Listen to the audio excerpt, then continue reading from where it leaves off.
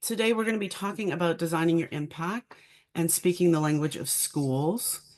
So super important. Definitely going to talk about um, really designing that curriculum and making an impact on the work that you will do as you enter the school realm. For some of you, I know you were there already and you were working in that space, but for several of you, you are not. So here we go. I want to bring your attention to the slide that you're looking at. And I am on my phone. I'm kind of in a few different places. My video wasn't working, right? So just know that here we are. Uh, at the bottom of the screen, you will see a little hammer. And so you will be receiving this slide deck. And anytime you see that hammer, just know that you will be receiving that resource, whether it's a single PDF document or it will be lists or the whole slide deck or anything in between. You'll be receiving those resources. So just you know what that hammer is all about. So let's get started. Alrighty, so norms. If you could put your camera on, I would really appreciate it. It's not always the easiest thing to kind of present in the dark. I appreciate seeing Epi, but I'd love to see the rest of you. It's always so much easier to see all of you in front of me. Participate. You will be asked to work with a QR code today. So having your phone handy, I will be asking you to participate in the chat, to do some share out, to ask any questions at any time, which you can just unmute and ask or throw it in the chat. That works as well. And then I'm also asking you today to take some notes. We will be doing some work that you will be kind of jotting some information down. So paper and pen, or if you have your computer or tablet in front of you, just get yourself set up. So I'll give you a minute or so to get yourself uh, those items you need, whatever you feel more comfortable with in front of you. All right, I see a bunch of you. I see some people that were with us last time and have returned. Hello, everybody. Thank you guys for putting the cameras on. I appreciate it. Awesome, awesome, awesome. All righty, so here we go. Introductions, or agenda first, of course. So introductions, we'll do that in a second. The purpose of our session. So we're going to talk about kind of that language of speaking the language of schools, talk about curriculum. We're going to, the purpose of this session is really to talk about maybe those, how to really work within the system and working on what to expect. And if you are in schools already and working within the system, how to maybe leverage that a little differently, maybe build your capacity within it, and then navigating the ecosystem of the school, maybe seeing it a little differently, or as I said, build the capacity, some advocacy in the way of your business, doing some planning, and then some pitfalls that you may see or you may encounter and how to deal with that. All right, here we go. Introductions. Who is that little girl? That is me. So you are looking at a kindergarten Chandel. So my name is Dr. Chandel Hancock. Abby gave me a great introduction. I've been a lifelong educator in the arts. This is my last week school started, so my 28th and a half year in education. Oh my goodness, right? I just aged myself, but this photo ages me. If you see that yarn ponytail holder decoration, whatever that is. But what I want to tell you about this little girl is she would never believe that I have been in education for so long.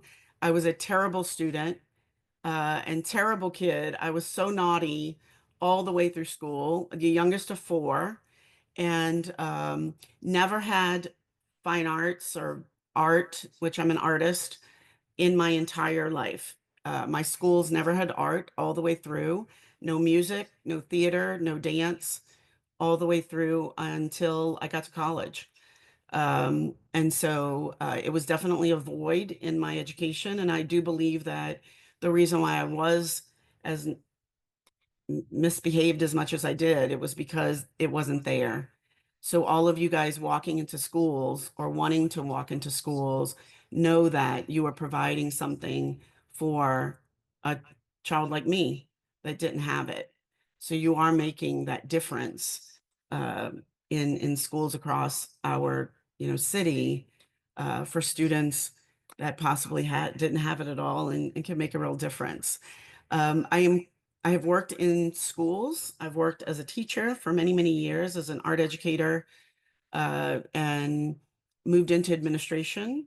I've worked in many roles in administration, as principal and assistant principal. I've been all the things. I've mopped floors and made corn dogs and whatever is needed on a campus, I've done it. I've even driven a school bus about 4 feet, but I still drove the school bus. It was a bucket list item, I'll just say.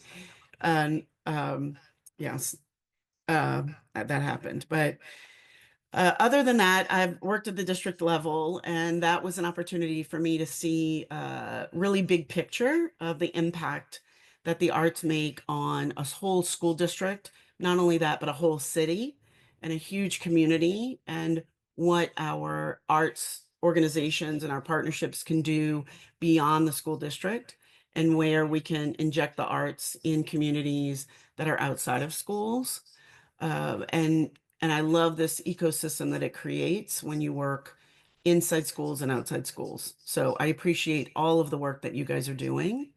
I am currently working for Harris County Department of Education, working with 31 school districts across the county. And yes, that's how many school districts are in our county. Can you believe that? Um, 1.3 million students are educated or live in our county. And pretty big number, but work to be done. So I do have my email address on here. You will be, as I said, have the slide deck and any contact information that you need from me throughout. I'd love to hear from you guys after this presentation. This is the second of the series. Super excited to be here. I tell Abby that I really need a workshop, and we need a like week-long retreat to get through all the information I'd love to share. But if there's anything that comes up, please reach out. I'd love to hear from you and get to know you guys a little bit more. So here we go. Your turn. Open up that chat, and I'd love to hear from you. So here we go. This is what I'd like to know. I'd like to know your superpower. That's your art form. So whether you're theater, dance, creative writing, art, music, something I don't know, something I'd love to find out. Are you in schools? Yes, no is fine. Or if you want to say after school, during school day, weekends, whatever. And then I'd like to know, since we started school last week, what is your new school year resolution? Hmm. So what is your new school resolution? So that could be from a personal perspective. If you're a parent, maybe it's from that perspective. It could be that you want to use more post-it notes. I don't know. Or it could be something for your business. All right, go ahead and throw it in the chat.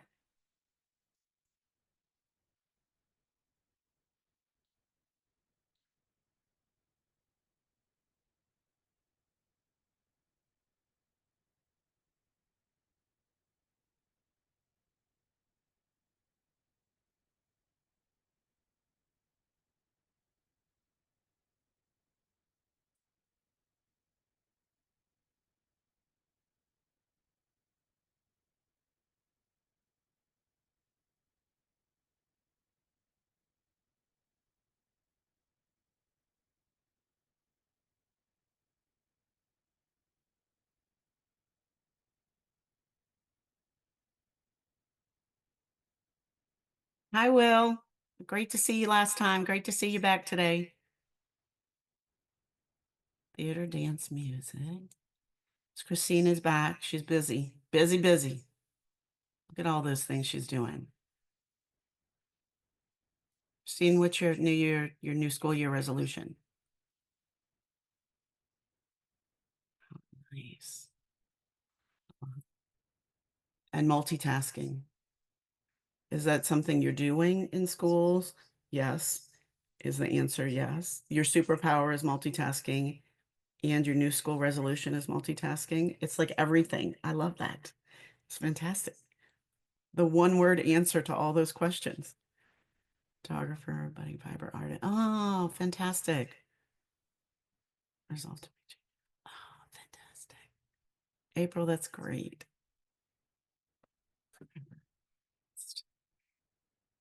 April, there's an incredible artist. Her last name is Vilisana.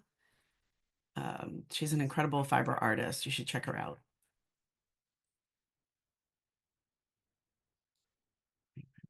Ah, I love it. It's cool. Streamlining our programming. Love it. Perfect. Percussionist. After schools to reach more students. Yeah, absolutely. Hey, Michelle.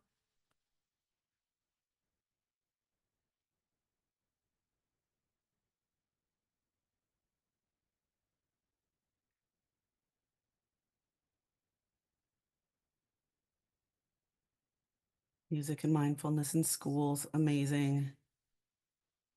Trauma informed instruction. Amazing.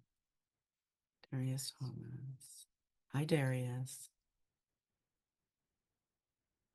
Rovion. Am I saying that correctly? Rovion, Reed.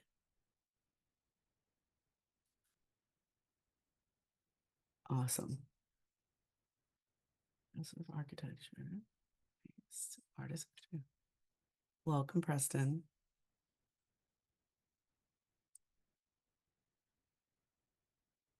Awesome.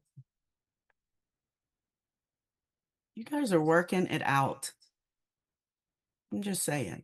These new school resolutions are awesome.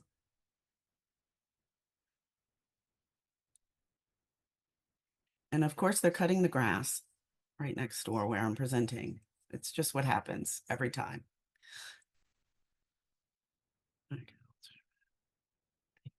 Baby steps. Thank you. Okay, great. I'm glad I'm saying that properly. Awesome. Okay, great, guys. Fantastic. Thank you so much. Keep them coming. If you haven't put it all on yet, please do so. Thank you for sharing. Thank you for sharing. And let's get rolling. So, introduction. Okay. Thank you for sharing. So many wonderful people on the call. Cutting the grass again. Yes, Christine, right? They know exactly what I'm going to be on here. Apparently, my neighbors get their grass cut every Wednesday at 10 o'clock. Punctuality is our friend. Okay. All right, so we're going to talk a little bit. I first started with saying that we're going to take some little notes. What I'd like to do is I'd like to take notes from a plus and delta perspective. So when we're taking notes on plus and delta, because for one organization, and so I want you guys to keep in mind that we're presenting today to a number of different organizations at different places, right? So we're going to take it from a plus and delta perspective.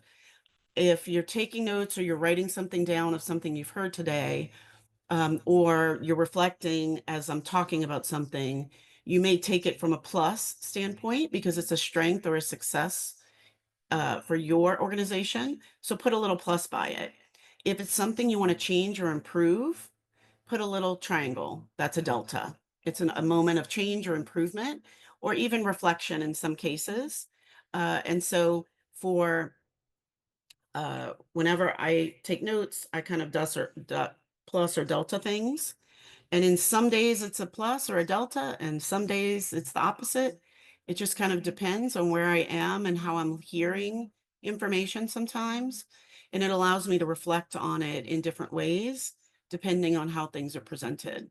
I'd also like you guys to take notes in way of vocabulary words that you may hear, because a lot of the language, of course, that we're talking about is the language of schools. So you may want to take a word that you're hearing me say and say, okay, I need to incorporate this in the language when I'm speaking to a campus or I'm speaking to an administrator on a campus. So let me kind of make note of that word. Maybe it's a new school year resolution word that you're going to take on. All right. So the next thing I would like to tell you is I work with lots of teachers.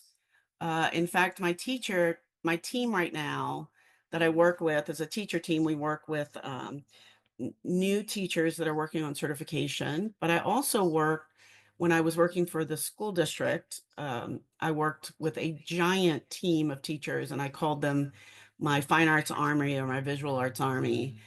And I used to start our sessions every year talking about there were two different types of work that they would do. And for brand new teachers, they were always a little shocked. Kind of 3 weeks into the school year, they would always be very shocked because they thought they were going to go to school and have this new job, and they were going to, make art all day or make music all day and dance all day. And they were going to do that, yes, but they also were going to do a whole bunch of other stuff that they didn't expect. And so I was very open with them in the very beginning of the year of there's two different jobs you have. You have the core work and you have the support work, or you have the value added work or the non-value added work. And the work is, of course, the core work is the work that's directly supporting students. That's the work of learning to read music. That's the work of of making art. That's the dance work that we're doing. The direct instruction. That's the work we like, right? The truly engaged, we're engaging them in the arts. Then there's the support work. That's the non-value added work, but it's the work that really oftentimes consumes us. And we realize that if we don't do the support work, then the core work is not as strong. It doesn't add as much value, and it often does not show the value that we have in our core work if that support work is not as strong. So things like scheduling meetings, making sure that we're setting up a high level of organization for the core work that we're doing, managing logistics for programs, setting up tasks for our teams, that type of support work. So I would always tell them you have two jobs. You have a job of the core work and a job of the support work.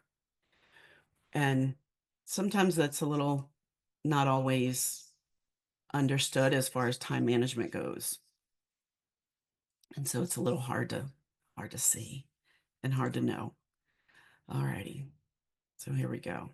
That support work, no fun. It is fun, right? All righty. So here we go. Let's talk about understanding the school ecosystem. All righty. So stakeholders, administrators, teachers, all of the people, every single person that interacts, you are a stakeholder. I am a stakeholder. Your neighbor is a stakeholder. Aunt Lulu, the person at the grocery store, everybody is a stakeholder. It sounds like huge. There are people that are higher stakeholders, but anyone that interacts, and because our school systems are such that we have to interact at all times with schools or students, we are all stakeholders. In some people maybe don't have children, aren't an educator, aren't interacting at school with schools at all. They don't participate in any way with an educational organization. They're not a very high stakeholder. However, maybe in the work that they do, they are influencing in some way. So they are potential stakeholders. So keep that in mind. But the people that are here are your stakeholders, your main stakeholders. The communication, we are going to talk about a communication organization chart, and that's going to be a friend for you. And then school priorities, safety, academic achievement, equity, SEL, and the standards. This is campus instructional focus.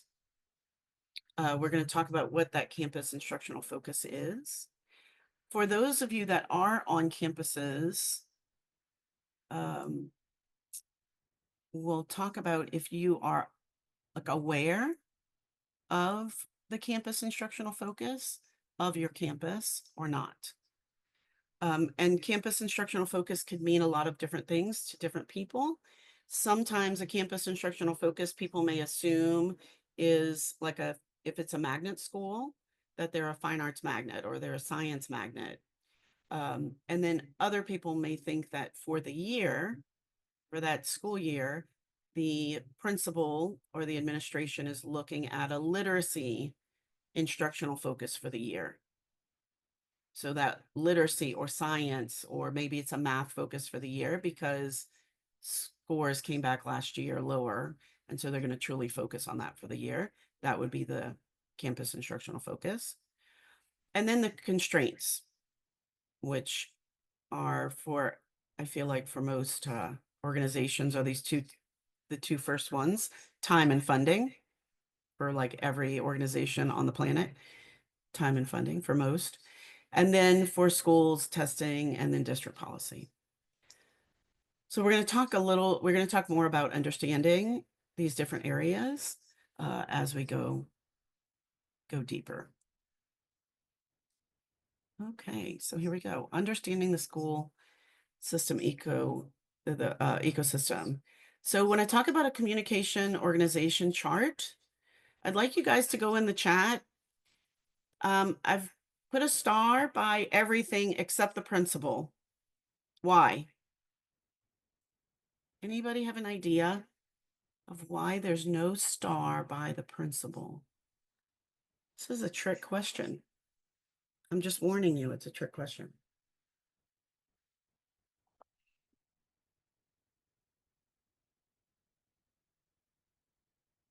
Any idea?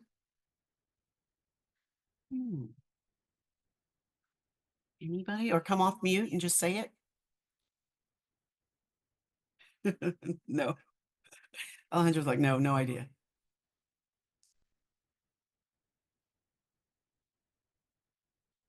All right, come on, somebody. Yes. No. I'm just telling you. Start calling people out. Okay, here we go. I'm going to tell you. So what I find when we have partners that go on campuses, they get really disappointed with the principal. And they get really disappointed with the principal because they have met the principal, they've done a little handshake, they've sent an email to the principal, and they don't receive an email back to the 5 emails they've sent the principal, or you may not have direct contact with the principal. Look at you. Look at you. Star high five. Christine, yes. So the principal is running the show. And usually the principal has connected you with a point of contact. And so that's your point of contact. The principal is not your point of contact. The principal is just there on the campus doing all the things that they do. So our expectation of being able to communicate with the principal constantly is not an expectation. It's an expectation that is disappointing. And I have I have people will say to me, I've tried to reach out to the principal and it's not working. And it's because the principal is not going to reply because they're probably getting 100 emails a day. And they have a kid that has pulled the fire alarm, and they have 5 visitors on their campus, and they also have a school to run. So not that you're not important, but there's just everything going on. So these next 4 people in the stakeholder list are the main people to be in contact with. The campus secretary or administrative assistant on the campus knows everything going on at all times in the entire school. They sometimes know what's going on more than the principal. And so when you are going or you're approaching a campus or you are on a campus for whatever reason, or you've been invited to teach on a campus, know who the campus secretary is, the principal secretary, and sometimes they're named different things. So know that as well. I put 2 different ways things are called, like campus secretary, principal secretary, administrative assistant, know who they are, and that's the person you're going to send emails to. And then oftentimes we're assigned to a point of contact, which is a campus point of contact or a fine arts, FA is fine arts point of contact. I'm going to recommend that you have two. Oftentimes we have one person on a campus that we make contact with, and that's it. And that's difficult because if that person's not there, or if that person has a situation or whatever the case may be, then all of a sudden your point of contact is you have no one else to speak to. So go ahead and stretch your point of contact, making sure that making sure that you have more than one person to talk with. So I recommend that you will be receiving this as a document to be able to fill out, that you can fill in who the secretary is, who is your fine arts point of contact, who is a campus point of contact. So it might be an instructional coordinator or an assistant principal, or it might be, I don't know, someone else. And then who is a PTO contact. This may not be anyone that is, you may not have a school that has a PTO at all. This may not have a school may not have a PTO at all. But there's always parents around that are active. There's at least one parent that's somewhere in that campus and knows everything going on with everybody. And so it's important to kind of feel your way around and see who's there. I see something happening in the chat. Have your elevator pitch information decked down to one page, because if you get with you in 15 minutes, most campuses have open house. Are you reading my mind? Are you reading my mind? Just wait. Yes, many schools and HSS have been deemed as NES. The school principals of staff and little no agency. Yes. Partnering these schools in our community. I hear you. I hear you. I'm very familiar with NES schools, but there are ways to partner with community partnering, and we can talk about how to do that. We're going to talk a little bit about that. But yes, I'm very aware. And yes, and it's very unfortunate. It is very unfortunate. I agree with you. Alrighty. But it's important. What I'm saying to you guys is once you're on the campus, even your NES campuses, once you're on the NES campuses, you need to make sure that you have many people that you are communicating with, or that you have the option to communicate with. Other than that, below the school priorities, campus instructional focus, what is that? So that when you are preparing curriculum or you are preparing lessons, that you're working that into your lesson planning. If it is literacy for the year or math instruction, that you're able to work that in. We did a lot of that work last time, as far as TEKS and cross-curricular instruction and what that looks like. And you can revisit that last session. We'll kind of recap a bit of that today. And then some school priorities are important as well, as far as traditions. So yeah, where in the beginning, going into NES campuses is difficult, these may be some of the ways that you can get in, and at least tip your toes in there, by making connections with principal and PTO of campuses that you're interested in working with through the traditions and the yearly events that go on. Also PTO meetings, by reaching out to schools and saying, hey, we'd love to be a part of your blah, blah, blah tradition. Could we perform? Could we have a booth? Could we have a table?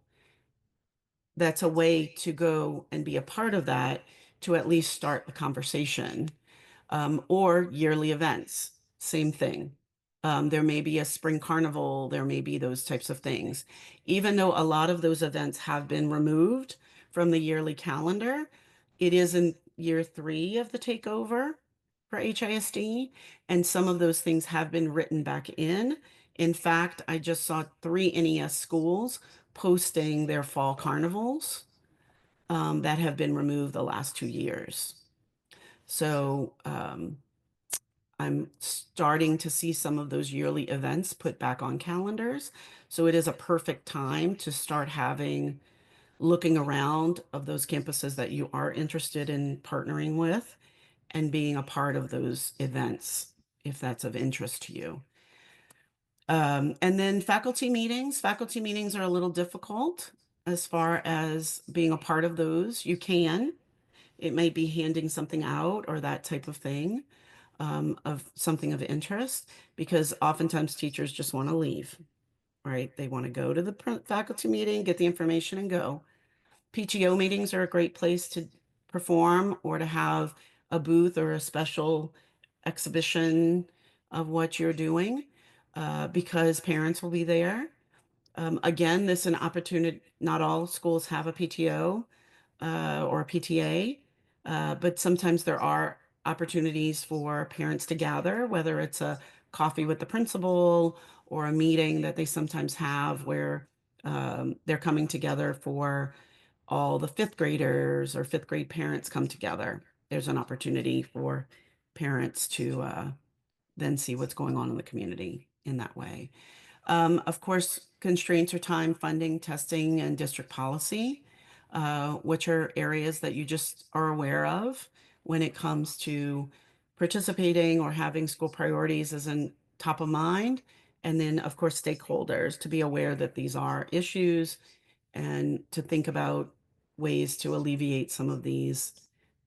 If time were to be discussed, how can I help with time? How are we assisting in time or funding or testing and knowing that these exist. All righty. All right. Anatomy of a district website.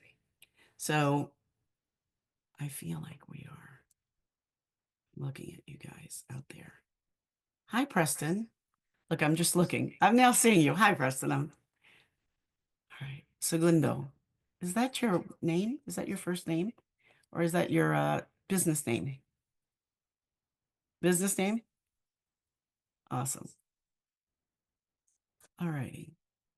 Okay, so here we go. District website. So I pulled up HISD. It's the one that I feel that probably most of you are possibly would be visiting, just to get a little more information. So I want to go through it really quickly. Oftentimes, because you are communicating with people in the community and you have students that you're working with in your own organization, you may need to be able to decipher some of the things. You're oftentimes the person that's giving information about a school district or schools.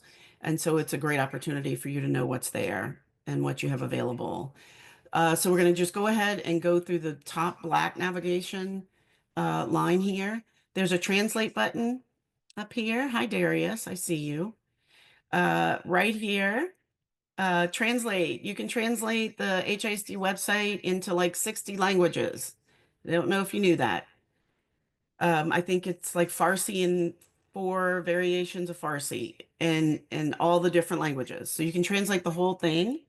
And what it'll also do is translate all of the parent portal, all the different parent variations into into different languages as well. What you would do is when you go to the website and you click on there, you can find your language and it'll always translate it. And so it's a very helpful spot for parents. It also is a helpful spot for anyone that um, English is their second language, or their third language or their fourth language. It's very helpful to have that as an option, and to know it's there. These are all of the social media outlets for HISD. It's good to know all these handles so that when you're posting about your own business, you in your own organization, you know how to properly post, and where to post and have it out there. That's very important to do. At the very end are all the schools. It's an alphabetical listing of the schools. If you are looking for a particular school, be aware that there are many schools that there's an elementary version of that school and a high school version of that school. So for instance, Scarborough Elementary and Scarborough High School, two are the same. There's a middle school. There's two Baylors. There's one at Rusk and one at Ryan. There's just a variety of nuances like that, but the schools are at the very end as well of that black line navigation here. I've given you a few things of what to find where when I've had partners that are looking for certain areas on the website that are quite helpful to you when you're doing your planning or you're trying to approach a particular campus or you're trying to just get some information that you may need for your own planning. The first one is under our district, and you can find the academic calendar and the testing calendar. It's important to, of course, know the academic calendar of when school's out, half days, full days, that type of thing. But more importantly is the testing calendar, because there are so many testing dates that go on. Just if you are planning artist in residence or you are wanting to work with a campus, you can be fully aware of when testing is happening, when it's not happening, and you can find it all of the calendars under our district. It is the testing calendar. It'll show the test, and then it'll show what grade levels are affected by that, whether it's elementary, middle, high school. All right, let's see. What is the protocol for posting arts programming on HOSD? I will tell you in just a second. Thank you, Michelle. Michelle's question was in the chat, what's the protocol for posting arts programming on HOSD social media? I'll tell you that shortly. Under board policy and social, it says school board. This is board policy and regulations. If you click board policy, there is an open search bar and you can literally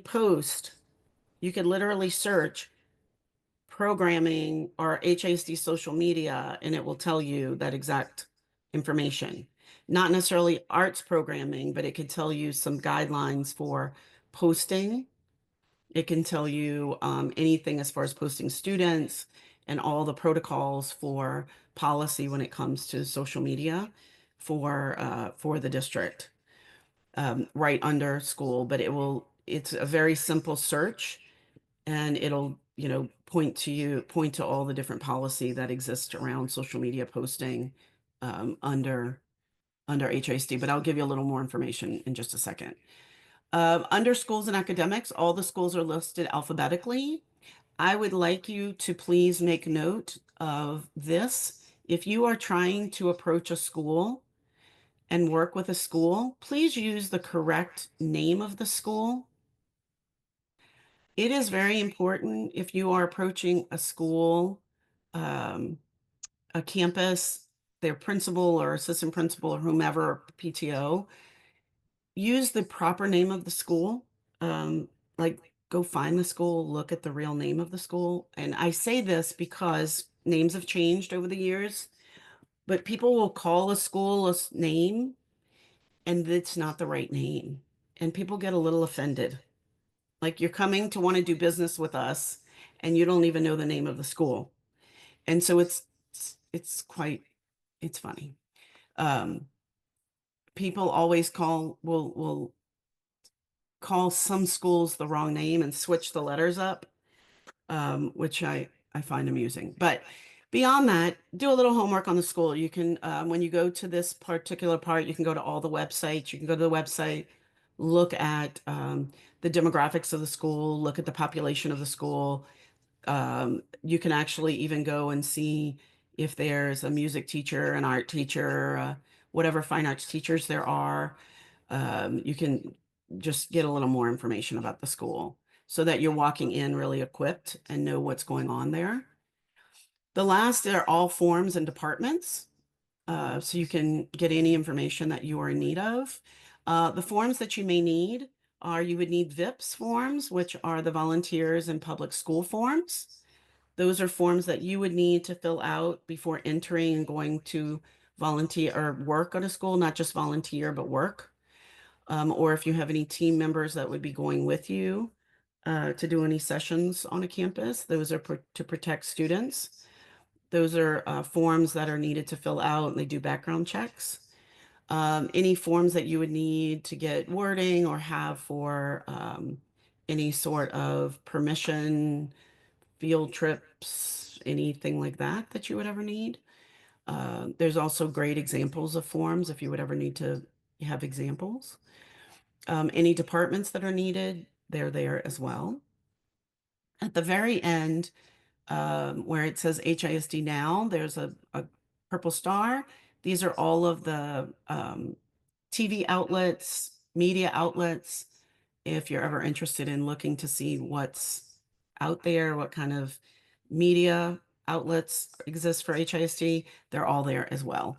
And this is important because you can look and see what's out there. I know that there was just a big showcase, mariachi showcase that was just happening from Sam Houston. That was just on one of the Houston Now channels, and it's kind of interesting to see how they do that. So Michelle, as far as going back, and Christine, I see your question as well. What is the protocol for posting art programming on HISD social media? So when you tag, so I'm going to answer this, and Michelle, if I don't answer it, please unmute and tell me to clarify. If you post anything, like if you post anything and you tag them, if you tag HISD or put a HISD handle on anything, they will repost it. They can repost it if they'd like, um, or the school can, if you're putting a certain school on there, they can repost it if they like. That's really just up to them. It's going to show up on your social media as you're doing that work with HISD, and that's totally fine. And it's up to them if they're going to repost it or not. As far as students go, I recommend not showcasing any students' faces or anything like that. We have really awesome, um, in your own business and your own practice, as far as what you guys are doing, you can do that because you know the students, you have their own permission, their parents. But as far as students on the HISD side, unless you have media release from them, but to showcase if they're making art, to take photographs of their hands making art or their feet dancing or that type of thing behind them, if they're performing or anything like that, is the best way to go about it. And then it's up to social media, HISD social media, if they repost or give you a shout out. Did I answer that, Michelle? Yes, thank you. You're welcome. Christine, the question, do we need to do VIPs for every school? No. So VIPs is for the entire district. And again, stands for volunteers in public schools, and it's for the entire district. And school year, does it carry over? So some years it does carry over, and some years it does not. It's best to, what will happen is if you present the document again, every year, just fill it out every year, and it will just clear you right away. If it doesn't, I recommend to fill it out every year, and your school will tell you if you don't need to, um, or if you do, they can look you up and tell you. Um, but oftentimes they'll ask you to fill it out, just fill it out again every year. But no, it's for the entire district. It's for the every district, and it just depends on the year. Some year they clear it out and restart over, and other years it just goes on. Usually it takes about 2 weeks. So just know when you're on the campus, if you're planning on being on a campus, you need to get it done like 2 weeks out. Yes. Okay. So hopefully that helps. Every school district website has the same kind of idea, the same situation, as far as the placement of all of their information. They have the same board policy regulations they have to keep public. Remember, school districts are open public documents, so they have to have everything public and open and available. One last star that I have for you is down by this bell.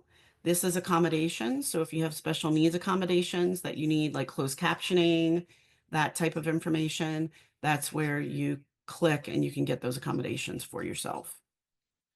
All right, moving on.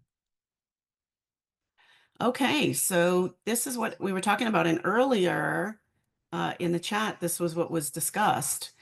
And so this is kind of a situation that we're, usually when we're in a room with other arts partners, we're kind of preaching to the choir, right, of the needs of what we do and why we do it.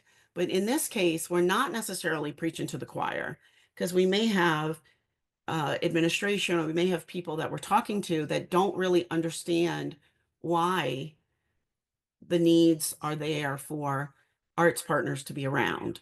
So, but the important thing to create an elevator pitch is preparing your elevator pitch is to speak to all for all. And what I mean by that is if I'm going to go on a campus as an arts partner, or if I'm going to speak with an organization like a PTO, a parent, and I'd like to be on that campus, it's really in your best interest to speak about arts partners in general terms at first. Um, and then we move to more of that independent partner. And I say that because we need to be advocates as art partners first. It benefits us as a community in general, and it benefits us to be able to speak in for everybody. When I look at the chat, when we first started, there are so many of us as art partners that really speak the language of multiple art forms. And I know that there are so many of us that, are theater and dance, or we're art and music. And so it's important to speak that language holistically.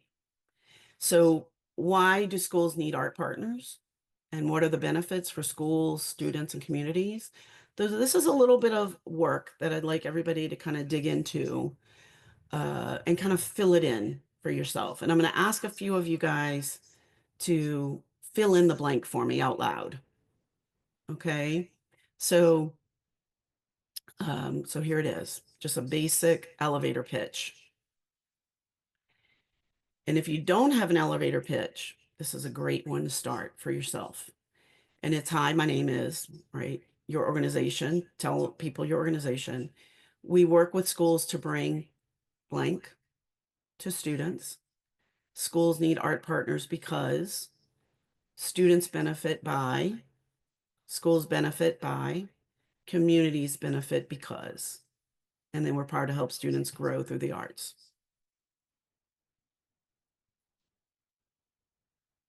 So what I'd love is just a few words in these areas, in these open areas, just to start to develop that elevator pitch. So this first part is really, this first time we're doing this is really to develop that elevator pitch for everybody. Kind of more general terms. So who would like to start with just that first line? This one's the easy line, right? The first line. Michelle, can you start for me with the hi? I'm. Okay. Hi, I'm Michelle Barnes from the Community Artist Collective. Look at you. Brilliant. All right, who wants to do the second line?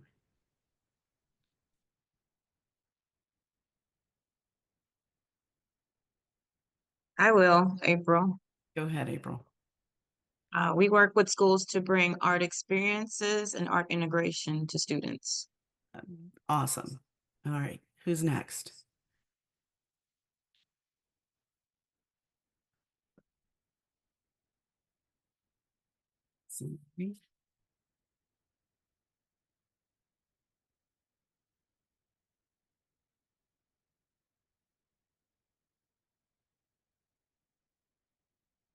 Isadora? No?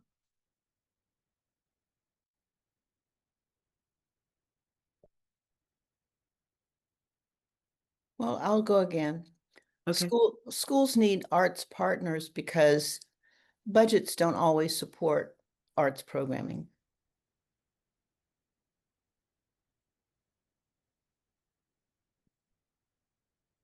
awesome. Thank you. Perfect. Andrea? Okay, I will say students benefit by the exposure of professional in the arts.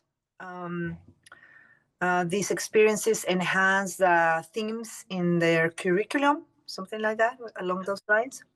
That's awesome. Absolutely. Preston? Yeah. Schools benefit by providing opportunity to students, I guess, who typically wouldn't have the opportunity. Absolutely. They do, right?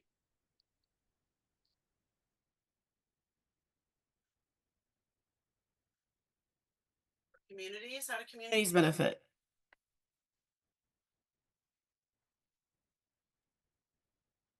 Communities benefit because we're providing opportunity for the next generation to grow and flourish. Absolutely. Providing them. So the community to grow and flourish. So that elevator pitch, this is a very general elevator pitch, right? And how many people feel that they have a really strong elevator pitch for their own organization?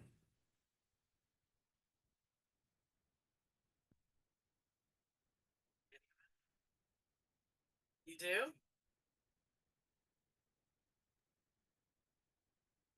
April, go ahead and give them that elevator pitch. April, let's hear it. Are you asking for the entire sentence or You can. statement? Do you have an elevator pitch for your organization you feel is pretty strong?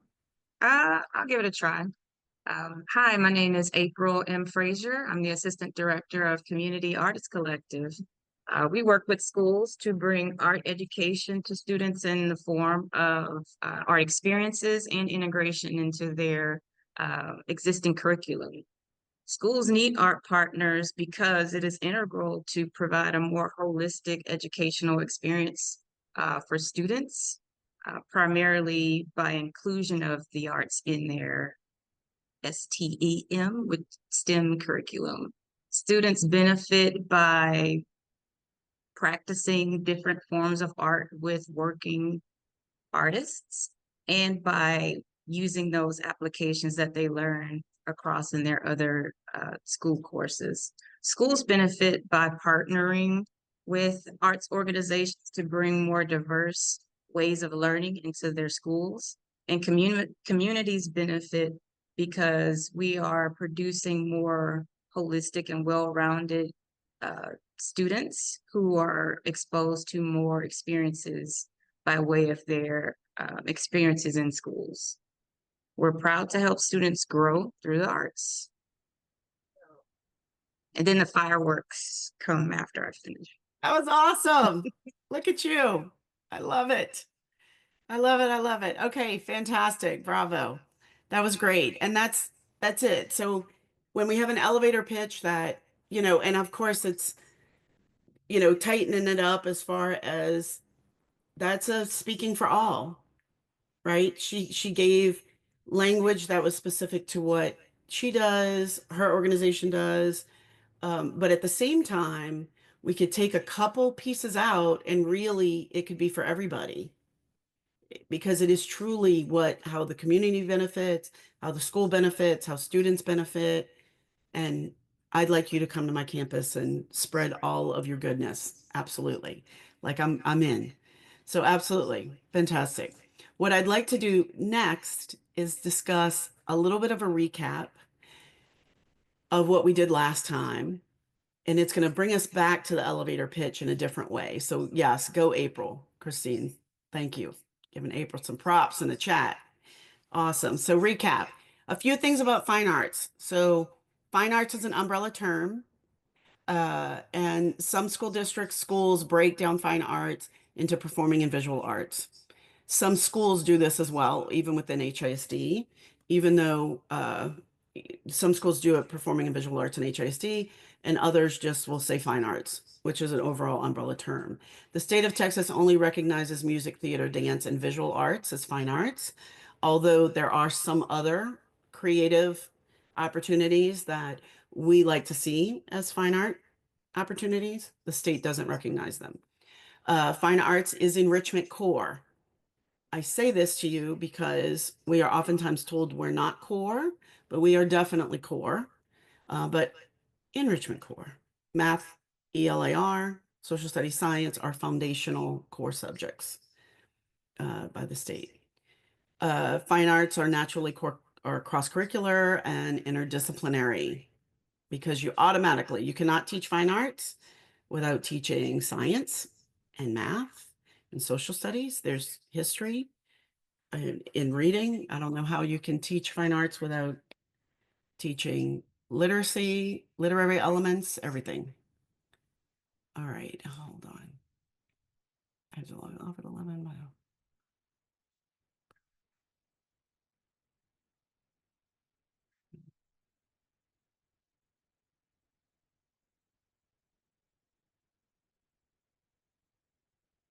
Okay, the next one, recap.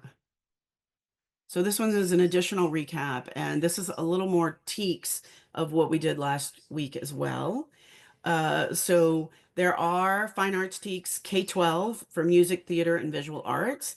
Dance has teaks from 6-12, so 6th grade through 12th grade. We did discuss last week some opportunities to get elementary teaks for dance. There are some out there that exist, but they're not provided and produced by the state. Just so you know, I do have some teaks that are modified versions that I will be giving to Epi and their team to provide for you guys. But that was covered last time.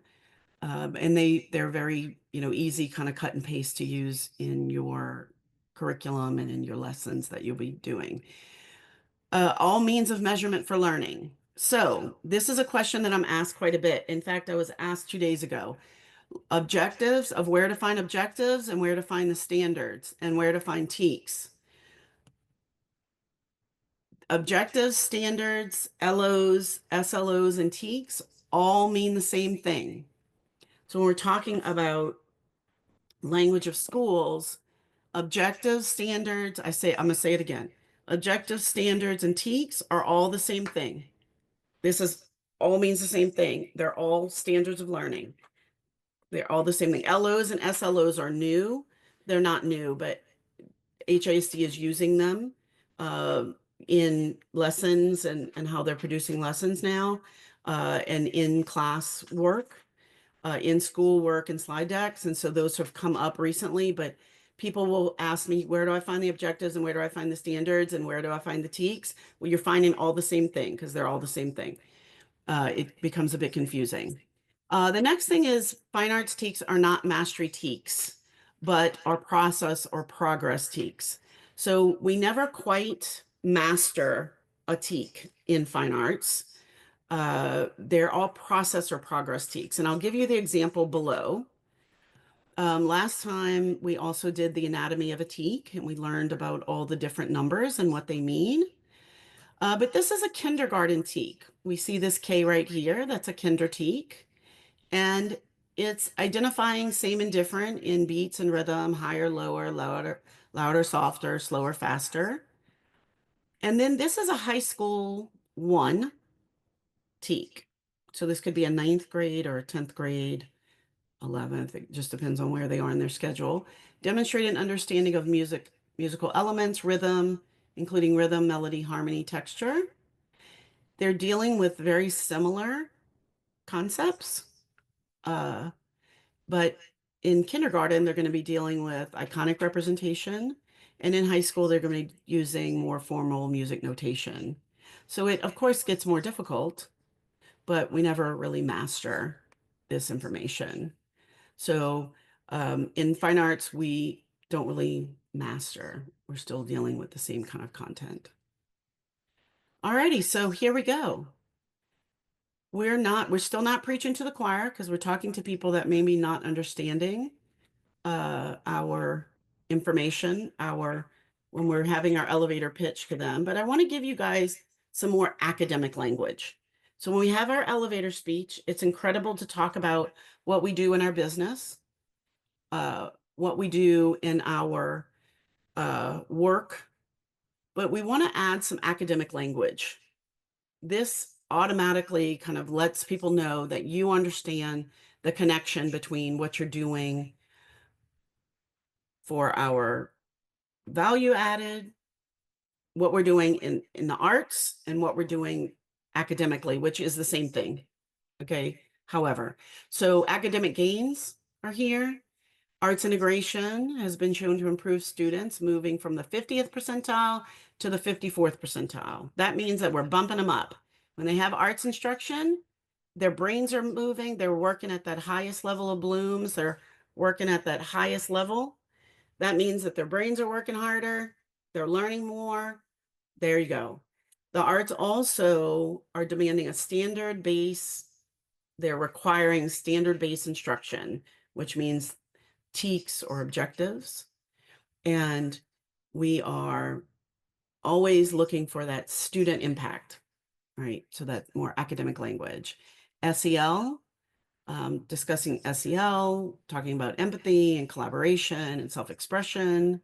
All of that is academic language. And then we know that students from low-income backgrounds benefit significantly from the arts. All students do.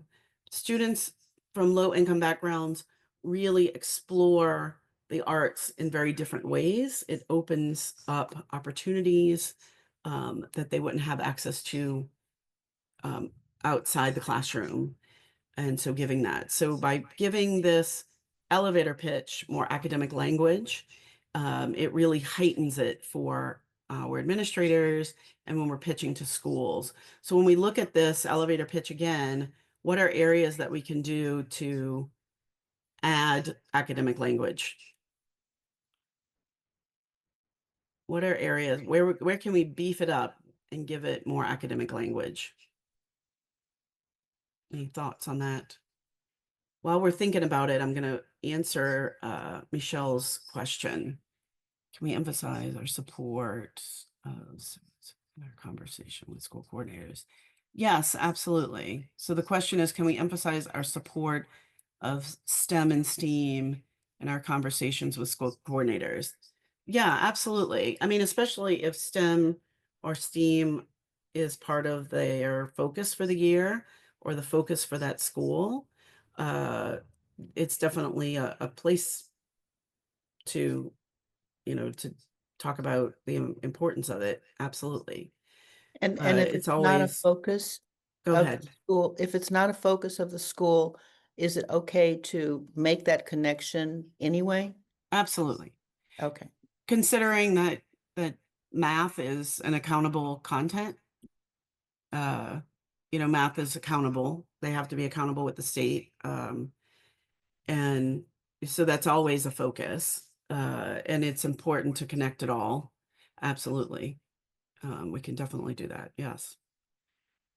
Absolutely. And, there's literacy that is in all of STEAM, even though literacy is not like, there's no L in there. We can't do math without literacy. We can't do science without literacy, the arts without it. So it's definitely a place of, yes, absolutely. All right. Anybody have thoughts on, thank you, Michelle, for that. Anybody have thoughts on adding academic language to our elevator speech?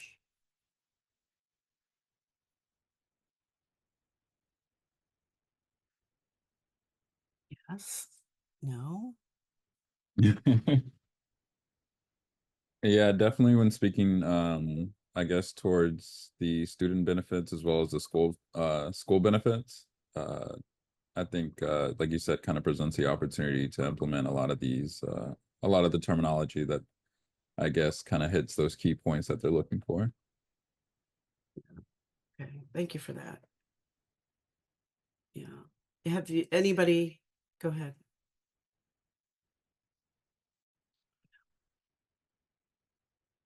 Anyone else?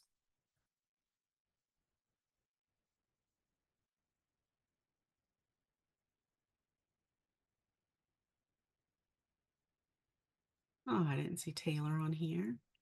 Hey, Taylor. June. All right. Hi. Absolutely. Alrighty, so we also discussed, so yeah, let me go back really quickly. So we're talking academic language. This is where we would incorporate um, discussing. So Michelle brought up a great point as far as STEM and STEAM, talking about whatever whatever the focus is for the year for that campus, or the magnet for that campus, or the district goals for that year. This is a great place to add in to your elevator speech, that academic language, that you know that they're a STEM campus, and how does this benefit the school needs art partners, because it's an opportunity for STEAM to really be enhanced on this campus through the work that we're doing with whatever organization and that type of thing. So it is an opportunity to really expand the work that is being done with elevator speech and just introducing this work. So when we're doing this, it's important to have that initial information of why you're doing what you're doing, and how we can benefit the campus. And then it's important to then move into that designing that impact, and seeing how we are speaking that language to the schools. So this is something we discussed last time in our session, and we talked about planning and really being intentional about curriculum design, and making sure that we are very aware of what we're designing going into a school setting. So the difference between lesson plan, which is a one-day deal, or a couple of days, or a unit plan, that may be an artist in residence situation where it may be a few weeks, and then a curriculum plan, which may be a semester or even a full year. And so knowing what you're wanting to do with the school is really important, so that you can have that planning in place, and you also are able to know what you're doing with your whole team, or how many people you need, or how much you're charging, and all of that kind of comes into play in this with this part, right? With the planning piece. Planning piece is so important.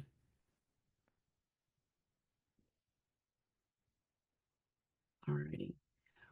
We also, in talking about designing the impact, we're talking about that curriculum design and then intentional curriculum design and cross-curricular connections with TEKS. So this also goes hand in hand with providing what we need for the curriculum design, and making sure that the TEKS are available, and the TEKS are uh, in line with what the school is needing, and the school instructional focus is needing uh, for whatever time you're going to be there. So this is what is going to be available to all of you guys. So this is a 5th grade music TEKS. This is a breakdown of the TEKS for in the 4 strands. And then these are just examples of science TEK, an ELAR TEK, and a math TEK that relate back to the TEKS. So these are all available for you guys for your planning purposes.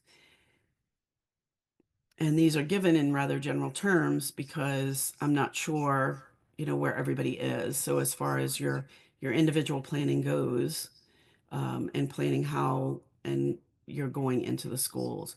For somebody that is going in, I have a question for you guys that are there.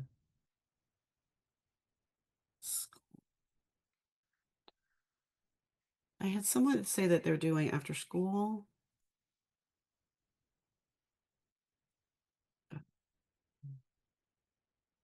Okay. All right. All righty. So let's talk about advocacy through programming. So I would like you guys, we're going to break out. We're going to do a little breakout for this. And hopefully, Epi, you ready for us to do a little breakout here? Yep, ready to go. Okay. You just Perfect. So what I'd like you guys to do, we're going to work on this in breakout. I'd like you guys to kind of pair up because it's more about kind of going through the process of talking about program and storytelling. All of you guys, I visited all of your websites and amazing work. As I said, amazing work is happening across the board. And so I'd love to see how you're using your programming to tell the story.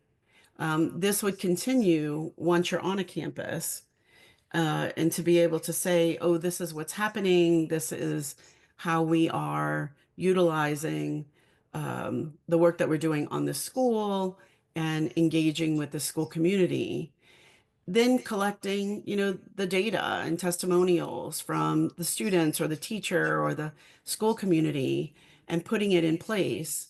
And then, demonstrating the value across the board. This is how you then turn that one experience into multiples.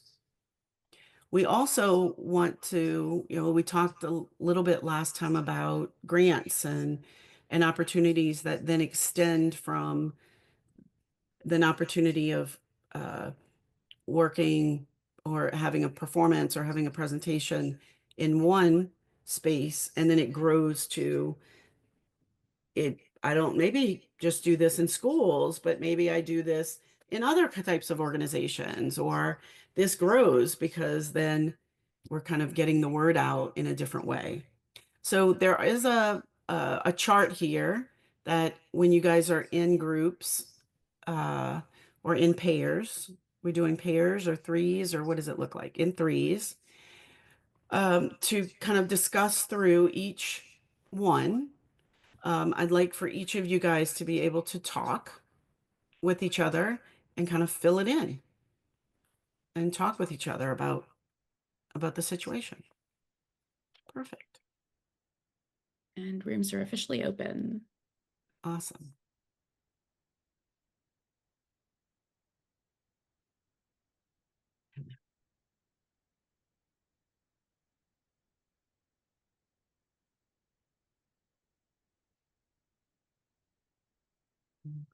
And you're going.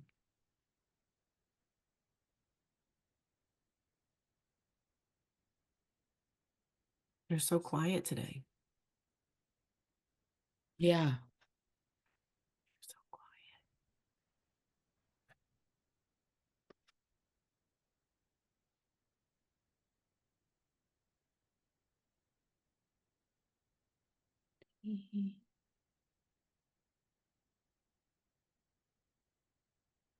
By yourself.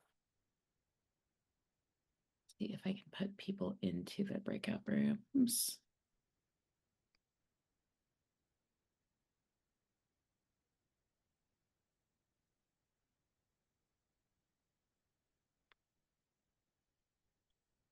There's a few people that might not actually be at their computers in this moment. Let's see if I can put them in the room.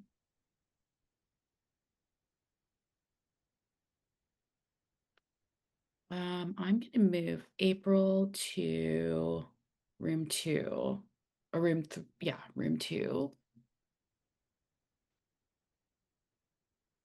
Let's do that. Perfect. Okay.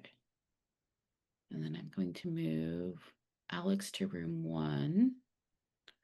So everyone who I think might just be in the middle of doing something right now is in room 1. And then the folks that have actively joined the rooms are all in rooms with the people.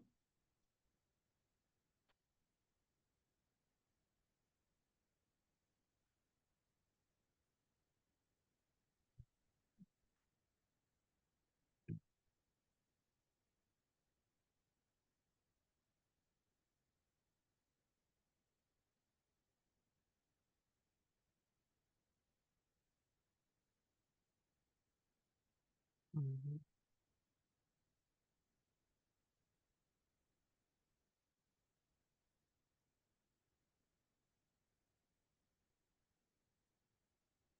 What do you think so far?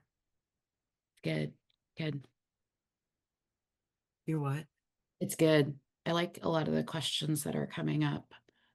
They're very specific, which Yeah. means we are hitting areas that people have been wondering about, you know?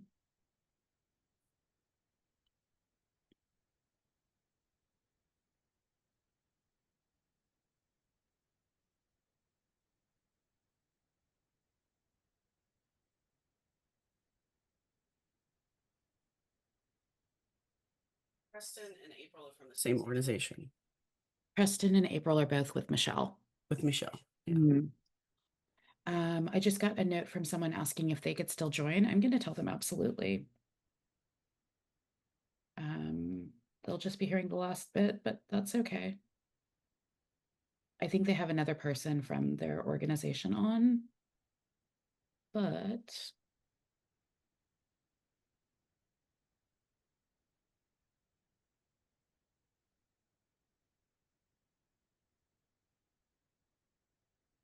How long have they been? I think it's been about, well, let's see, will it tell us? Wouldn't that be great? I think it's been about 3 minutes. How long do you want to give them? No, it's been longer than that because it's been 3 minutes since I moved April.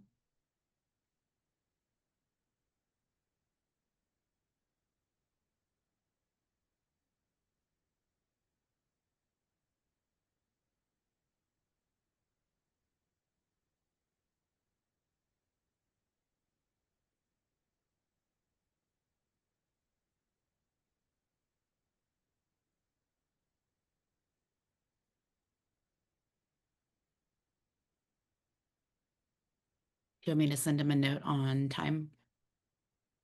How long has it been? I think we're probably close to between 4.5 and 5 now.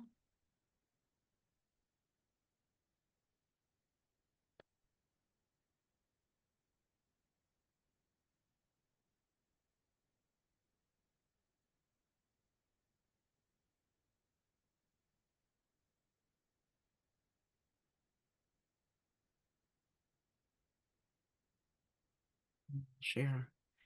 Hmm. And then they'll be prepared to share out.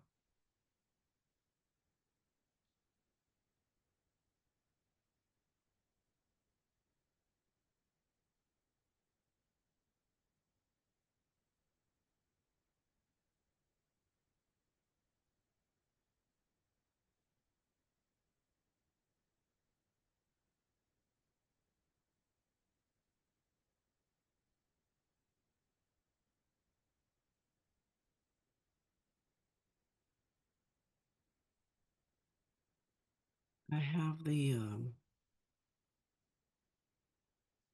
I have all of the resources. I wanted to get through this one before I have to see what I need to add, Sure. and then I'll send them over to you. And then you do whatever you want with them, you know. Yeah, I'll run it by you before I share them out just to make sure that like I haven't tweaked and you're like, what is this? But we'll probably try and get them out like by the end of next week, if that works okay. Does that give you enough time to tweak things? Oh yeah. I have all the most stuff comes from the first one because it's all the teaks. It's literally pages of them because I chunked them and broke them down, and then I did all the cross connections. Oh, that's going to be so helpful, Chandel. They can just cut and paste. Perfect. You know, this session's a little more, I feel like it's a little more reflective of kind of their experience and where they've been and kind of thing, you know? Yeah, I think you've hit some really important pieces, especially for like this is a great session if you've never really worked with schools at all, or it's a great session if you've been working with schools and kind of like butting your head up against the wall a little bit. Right. You definitely said some things and was like, oh wow, it took me about 3 years of doing this work to realize some of those pieces, like the understanding of the hierarchy and the work workloads within a campus and just understanding that, like, just because you have a conversation with the principal doesn't mean the principal is your contact. Right. Especially because depending on the campus, the principal, I think more often than not, very well intentioned, um, will say that they're your contact. And that, Yeah. they want things to be run by them, but they actually Right. don't have the bandwidth to answer your Right. Well, questions. they like send them, CC them, but Mhm. don't expect to reply, you know. Keep them in the know, but yeah, it's funny.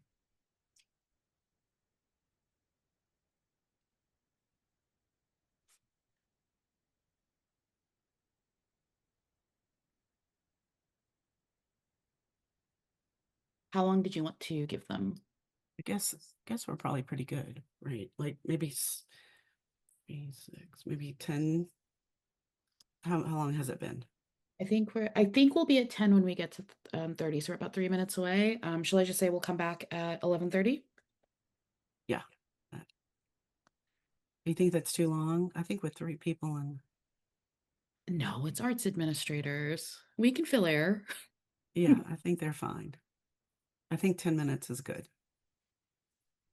Also, I like having a little extra. I get so frustrated with really short breakouts when you're like, we just actually started Well, talking. considering there's 3 people and then there's 3 sections. I really want them to talk about the data piece. Mhm. And then I'd like them to know that they're going to be sharing what they talked about when they come back too. Hey, Raidflower, thanks for joining.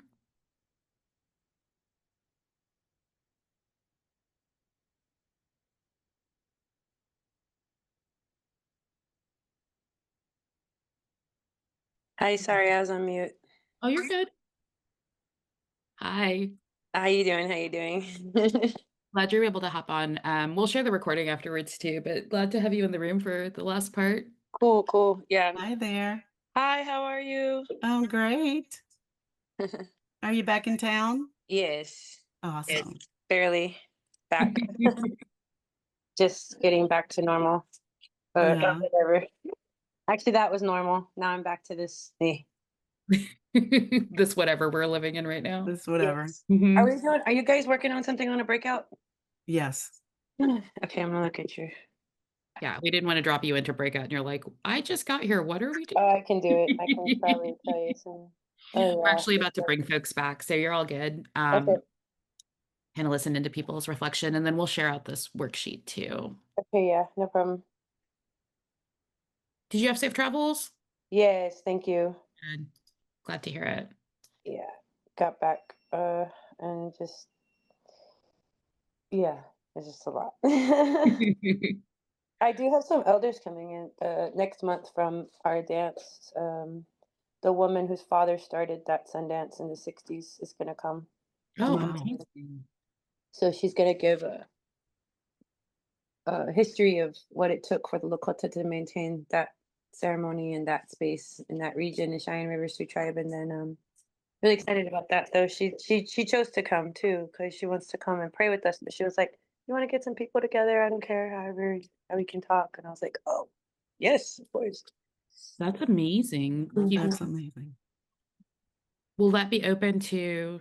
Anyone, yeah. I mean, we just got off the phone with her.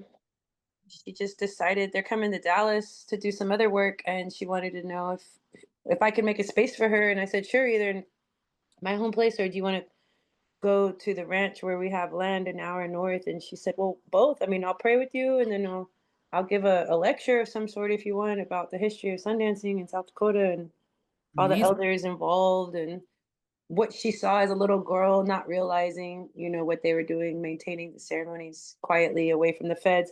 They talked a lot about the first one when the federal agents were at the top of the hill and the men had to go cut the tree and run it up the hill. And just like all that was involved in them. That's great. I might follow up with you and see if we can't share that out with some folks. Oh, yeah. People would love it. Thank you. Yeah. All right, welcome back, everyone. Hi, everybody. Welcome back. Awesome. Awesome. I hope you guys had a great breakout. And I'd love for you guys to share out what y'all discussed, talking about advocacy through your programming. And so I'd love to hear a little bit about share out. So from room, or who would like to share out first? Somebody from one of the rooms. Everybody at once. All right. Okay, come on. So I was paired with Will from, oh, this is Preston, by the way. I was paired with Will from Diversity in the Arts and Entertainment. And Perfect. I guess for the first square, what story does your program tell? So I think one of the things that we connected on was cultural preservation and the idea of civic engagement with our communities through the arts. Speaking for the collective specifically, we preserve and amplify Black cultural heritage through integrational art making, storytelling, and community-rooted design. Our programs center legacy, uplift historically excluded voices, and foster creative leadership among youth and elders alike. But yeah, that's just a little bit. Oh, we had a really good conversation all in all. I love it. Did you know Will before? No, I didn't. Ah. I look forward to collaborating with him after this as well. So. Fantastic. So tell me a little bit about a testimonial or data. Is that me? You want me to? Yeah, either Oh, you or Will. One of y'all. Well, you wanna speak on that, Will?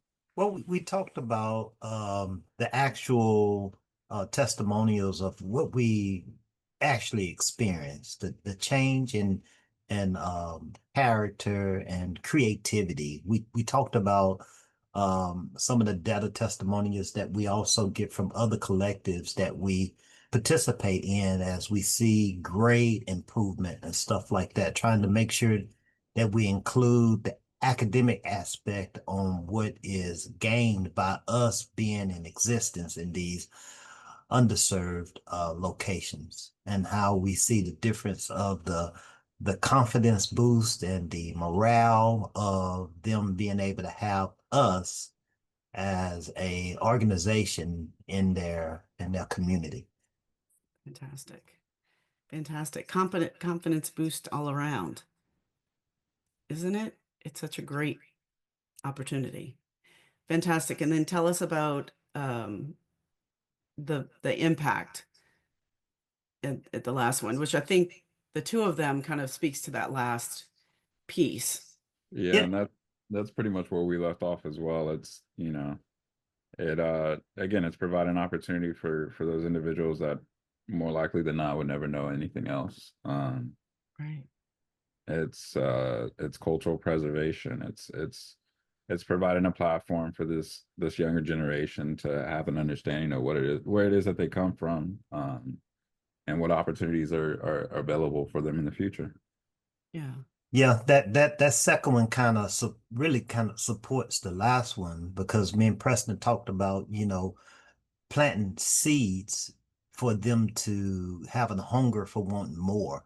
Some of the areas we serve, they may not ever experience outside of their neighborhood. Right. But when we bring our art to let them see that there's more, we can communicate that to our stakeholders of how it excite youth and families, because we just don't reach the youth. It rubs off on the families as well, to want more, to explore more, to know that they can have more. Absolutely. I love it. I love it. We always say that 3 is a magic number. 3 is the amount of miles that a student usually doesn't travel outside of when they're, in their normal life. And so anytime we can bring them or an experience outside of that 3 miles, or imagination outside of their 3 miles, or an experience outside of that 3 miles of their school building, any experience that we give them that they often will tell 3 people outside of school. And so whether it's a family member, a sibling, somebody at their church, somebody at somewhere else, 3 people. We love that. And we love that they oftentimes will think of it 3 additional times. I mean, on average, beyond the experience. Really think about it. And so the 3 is a magic number. So I love it. Thank you, Preston and Will. Bravo, bravo. Love it, love it. Y'all are awesome. Okay. One of the other rooms. Please share. I'll share just touch immediately on the last point about demonstrating benefit and impact. I think there's a mutual potential benefit for the community and stakeholders. One, for the community and those students that we interface with, that we are consistently in their face. We're consistently in their neighborhood and community. So it's not just one touch point that they're exposed to something and we're not continuing providing that experience for them. I think it's beneficial for stakeholders to see that consistency in our organizations as well, so they can see the value and support our efforts to make that a consistent option for students and families. Yes, absolutely. Absolutely. And to connect that to that middle, that data point, and have a percentage or a quantitative piece to it allows you guys to speak to grant opportunities and money, which is something that helps on the other 2 ends really keep that work going, which is unfortunate to have to say it like that, but it's true. But yeah, absolutely. The touch point, we want the touch points to just always happen. So with the touch points always happening from us, from students, from everybody collectively, it's a great thing. So thank you. April, what did you find from your group mates about this activity? Did you know everybody in your group? I hope so. I was with Michelle Barnes. Oh, you were with Michelle and who else? And Taylor Bush. Oh, with Taylor.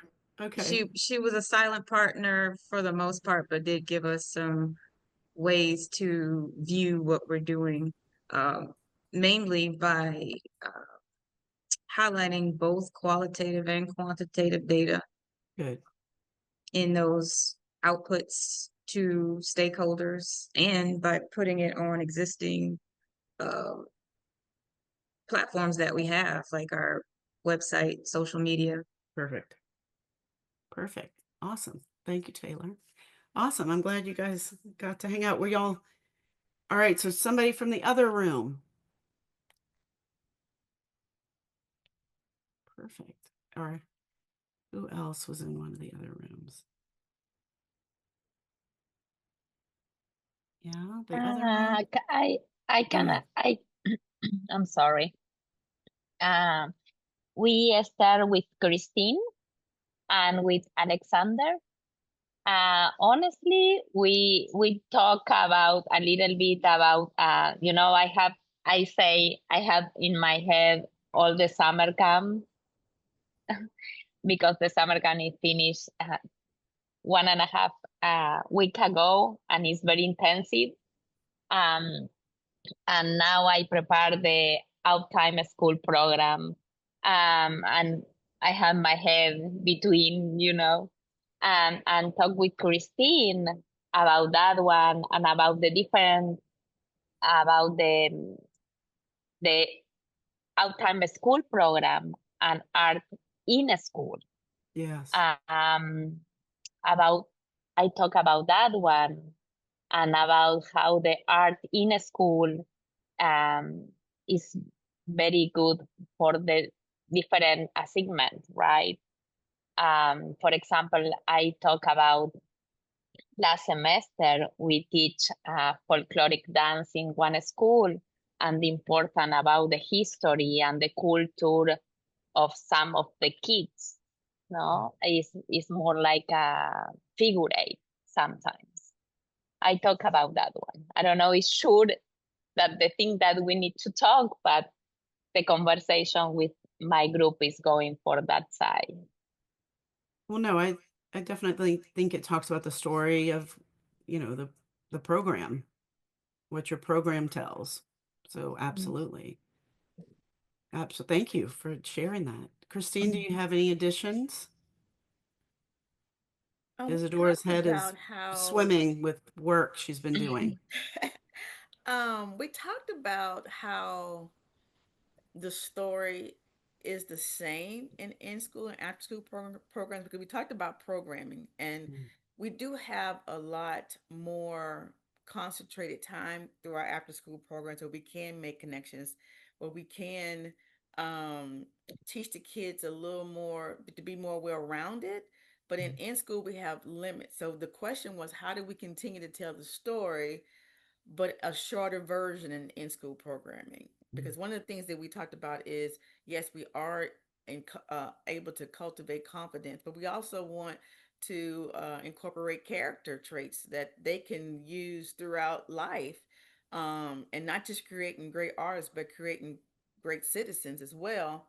How do we do that in our programming for in school with such a limited time with the students? So that was kind of up a question. Our story is being told, but maybe a shorter version of that and what that would look like. And so we didn't have the thing in front of us. We were kind of like making up as we go, but we got the chance to know each other and realize we had some things in common. Awesome. Did you guys know each other before? No, we did not. Oh, fantastic. Fantastic. And then did you guys say Alejandro was with you? Alejandro was there. He was a silent partner, but Okay. he was listening in. He didn't get a chance to make um, comments, but he did listen in and let us know he was in the chat. Okay, fantastic. Love it. Well, great. Well, I'm glad you guys connected. And it is about the programming and strengthening your programming when y'all can communicate about it. So awesome. Awesome work. Thank you.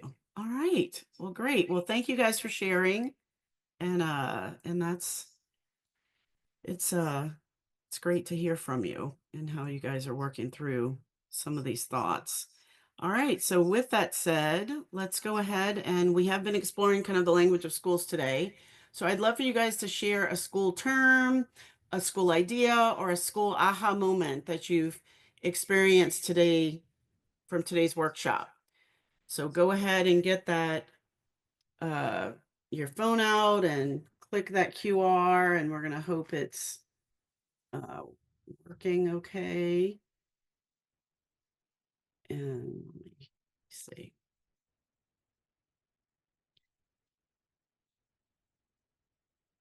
And,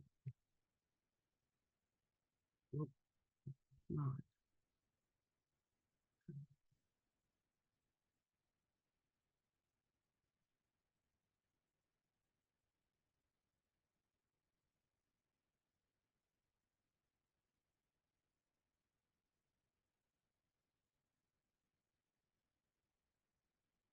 All right, and I have a slide up, so we should be able to see everybody typing in.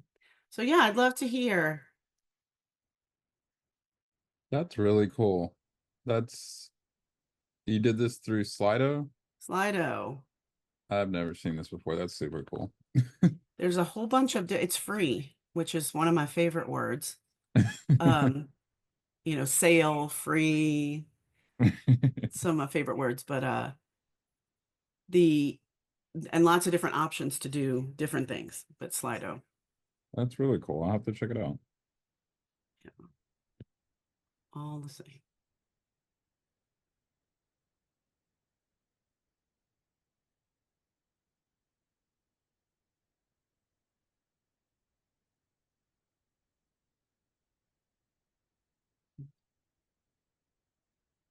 Awesome.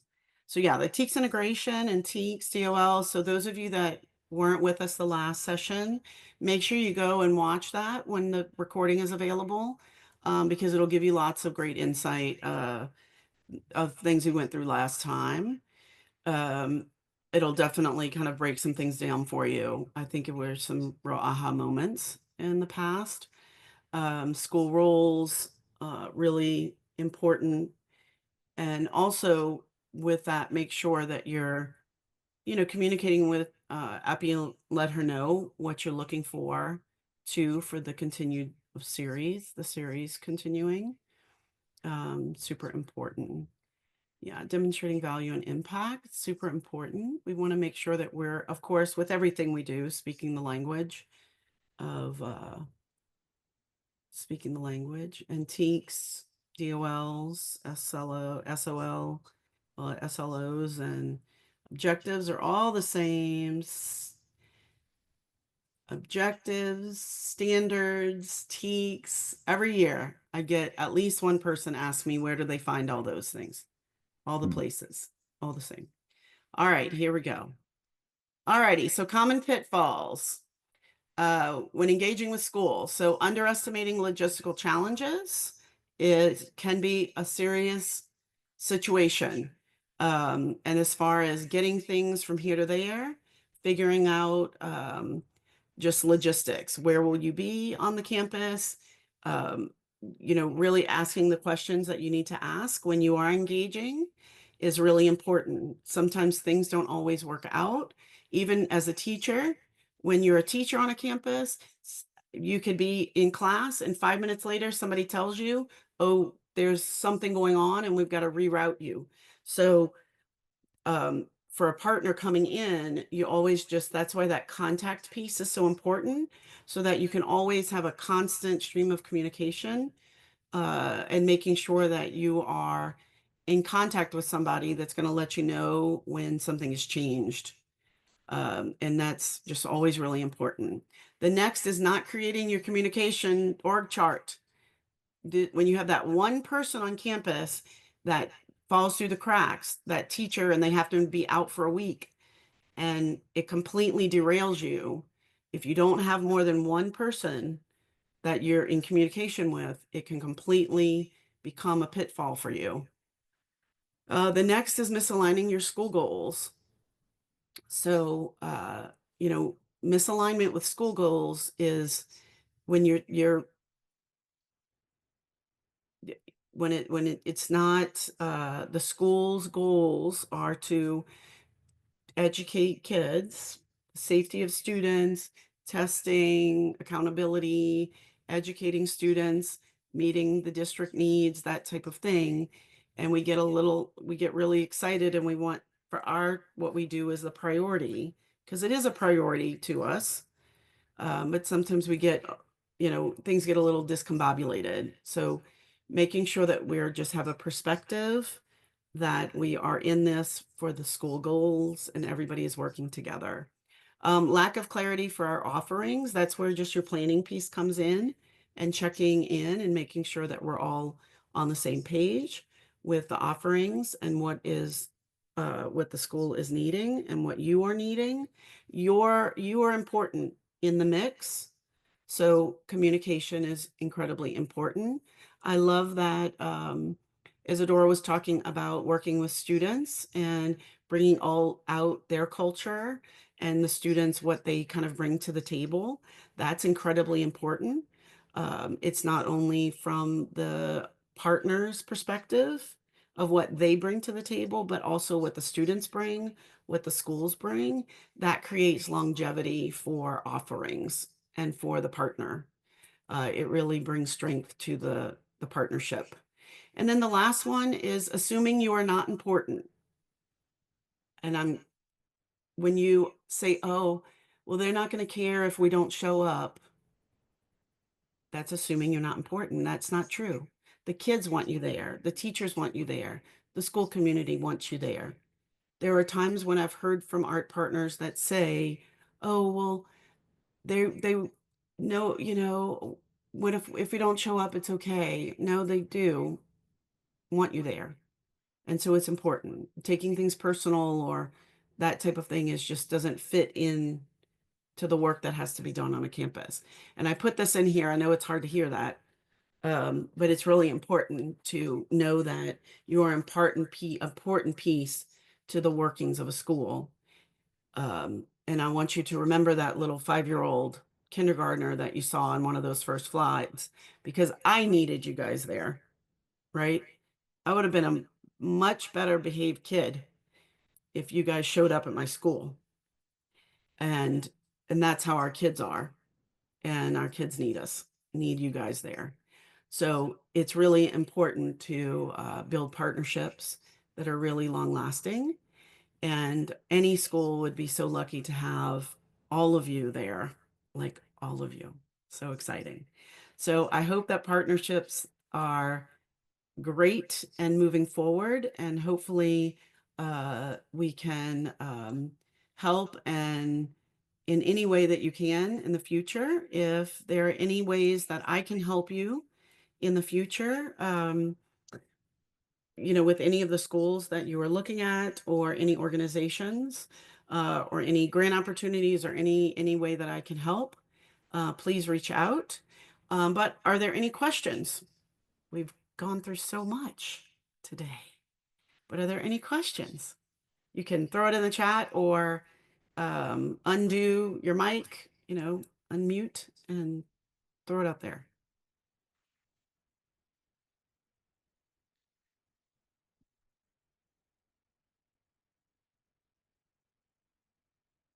Yeah, well, yes, no, nothing, nothing. Okay. All right. Well, Well, so I go had ahead. could you and I know you made mention of this at the beginning, could you kind of shed a little bit more light as far as your role in regards to HISD again? So when I worked in HISD for the last 8 years, Mm-hmm. so I was in HISD for 26 years. Mm-hmm. I worked on campuses administration and then district administration for the last 8 years in the fine arts department.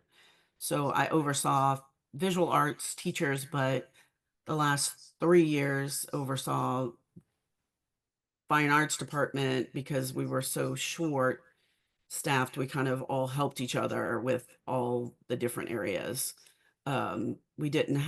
We had some of us that were very focused on certain groups, but then we had holes in other areas. So we Mm-hmm. kind of cross-checked each other and cross-helped each other, I will say. Gotcha. So we supported all 274 campuses, Mm-hmm. did professional development, wrote curriculum, and supported schools. In my particular case, I oversaw all of our advanced courses. So advanced placement and IB, so International Baccalaureate, and advanced placement as well as all of the course structures that happen for the Nice. district. And then when students, our seniors, were graduating and we had any kind of issues, I would step in and do that work for the whole department. But yeah. I asked because I'd done a couple different collaborations with HISD, in particular, like it was a 50 cent incubator program, Uh-huh. as well as a Travis Scott uh I guess shoe design kind of Yeah. development program that we did. I don't know if you Yeah. caught I what sent all that information out to everyone. Oh, nice. I love Yeah. The that. Travis Scott piece we did, it was a couple of years, like 3 years ago. Mm-hmm. Yeah. So good. I love that. Small Yeah, world. so I was right there and was a art teacher for many, many years, and then went to administration. And when I was on a campus, I was always in magnet schools, fine arts magnet schools, and supported the whole departments. And so I was able to influence and support all fine art areas as a whole department. And so I got to get my feet wet with all of music and theater and dance and everybody and all their teachers and all the programming and UIL and everything. And yeah, great I stuff. love that. That's Great. phenomenal. No, truly appreciate you taking the time to share everything with us today. Yes, of course. Of course. I love it. Are you guys still in the same building? Like, Which one is that? have you been like the last, or Michelle, have you been at the same building when I visited? At the Ion? Possible, maybe no. Yeah, so the collective currently has a new space. April, you want to share? They have a number of spaces actually. Yes, we made the long trek across the street from our building for 10 years. That was the Burmac building.